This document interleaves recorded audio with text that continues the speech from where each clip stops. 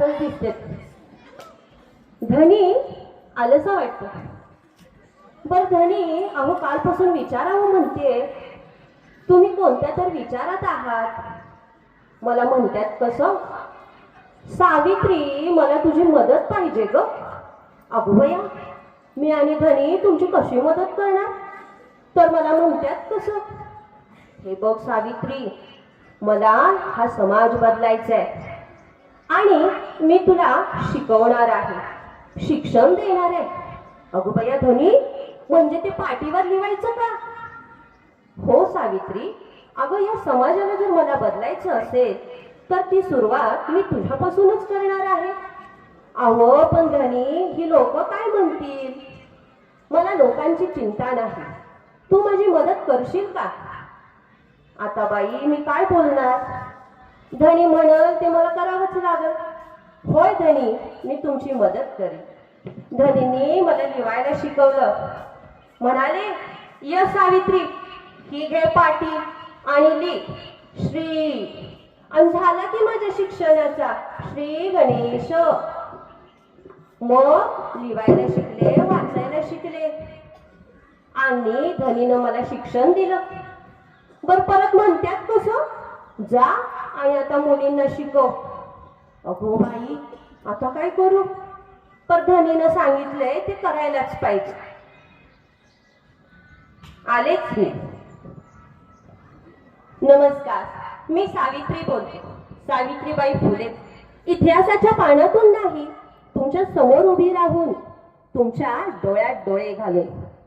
आहो, माझे शब्द कडू वाटतात का. हो वाटणारच. सत्य नेहमी कडूच असतं.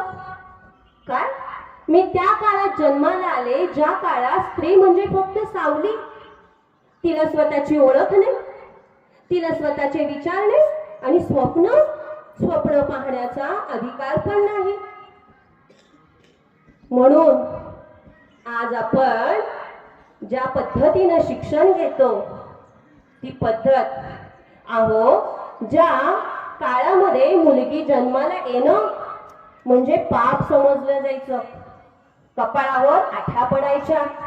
आणि शिक्षण तर दूर, पण साधं प्रश्न विचारणं म्हणजे गुन्हा असायचा. प्रश्न विचारणं हा गुन्हा. पण मी सांगते, ज्या समाजाला प्रश्न विचारलेला आवडत नाही त्या समाजाची प्रगती होणार नाही. मला माझ्या धनीनं शिकवलं, मी शिकले, मग मला उमगलं. ज्ञान मिळालं की माणसाची भीती दूर होते. ज्ञान मिळालं की माणसाची भीती दूर होते. माझा विवाह झाला, पण माझं आयुष्य काही अंधारात गेलं नाही. ज्योतिराव फुले माझे पती, पण त्याहूनही आधी ते मला एक व्यक्ती म्हणून पाहणारे पहिले होते. स्त्री सुद्धा एक व्यक्ती असते हे त्यांच्या लक्षात आलं. मुलींनो, आज मी तुम्हाला सांगते की शिक्षण हा तुमचा अधिकार आहे. तुमची प्रगती दडपशाहीत नाही तर संवेदनशीलतेत आहे. तुमची प्रगती दडपशाहीत नाही तर संवेदनशीलतेत आहे. खऱ्या अर्थाने समाजामध्ये पुरुष तो असतो जो स्त्रीला समानतेची वागणूक देतो, जो स्त्रीला बरोबरीनं उभं करतो. आज मी तुमचं मनोरंजन करायला इथं आलेलं नाहीये. आज मी तुमचं मनोरंजन करायला इथं आलेली नाहीये, तर मी तुम्हाला जागी करायला आलेली आहे. मी तुम्हाला जागी करायला आलेली आहे. उठा, शिका, विचार करा आणि गरज पडली तर वाचा फोडा. उठा, शिका आणि गरज पडली तर वाचा फोडा. हेच शिक्षण तुम्हाला पुढे नेणार आहे. अबोल राहिलात तर निर्णय तुमच्यावर लादले जातील. अबोल राहिला तर निर्णय तुमच्यावर लादले जातील. म्हणून प्रत्येकानं दुसऱ्याच्या हाती आपलं आयुष्य देऊ नका. स्वतःचं आयुष्य कसं जगायचं हा तुमचा अधिकार आहे. स्वतःचं आयुष्य कसं जगावं हा तुमचा अधिकार आहे. मला आठवतं जेव्हा मी दररोज शाळेत जायचे मुलींना शिक्षण देण्यासाठी, रस्त्यात माझ्यावर कोणी शेण फेकलं, कोणी चिखल फेकला, तर कोणी दगड फेकली. अपमानाचा वर्षाव झाला माझ्यावर. नेहमी 2 साड्या बरोबर ठेवायचे. एक घाम झाली की दुसरी नेसायचे, पुन्हा ताट मानेनं पुढे चालायचे. आणि म्हणूनच आज तुम्ही माझी जयंती साजरी करताय. मला असा समाज नको आहे की जो फक्त मोबाईलवर इतिहासाची पानं वर खाली करतोय. मला अशी पिढी हवी आहे की जो मोबाईलवर जुना इतिहास स्क्रोल करून आपला नवीन इतिहास लिहिल, आपला भविष्य लिहिल. मला असा समाज हवा आहे की जो समाज धर्माच्या नावानं भांडत बसणार नाही, तर त्या समाजानं विचाराच्या नावानं एकत्र येणं हवं आहे. आज मी सावित्रीबाई फुले म्हणून बोलत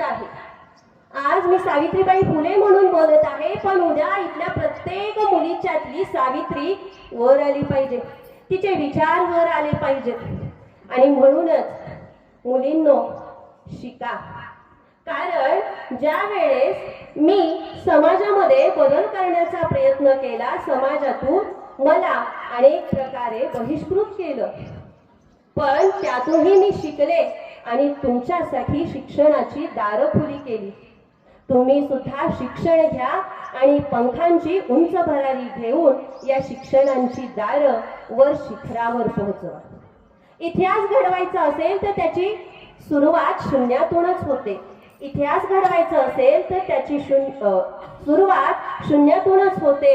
आणि म्हणून म्हणते मुलींनो, उठा, जागे व्हा, शिका आणि स्वतःच्या पंखांना बळ द्या.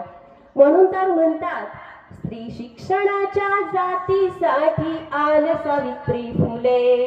स्त्री शिक्षणाच्या जातीसाठी आल सावित्री फुले.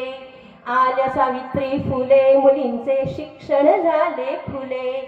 आल्या सावित्री फुले, मुलींचे शिक्षण झाले खुले. धन्यवाद.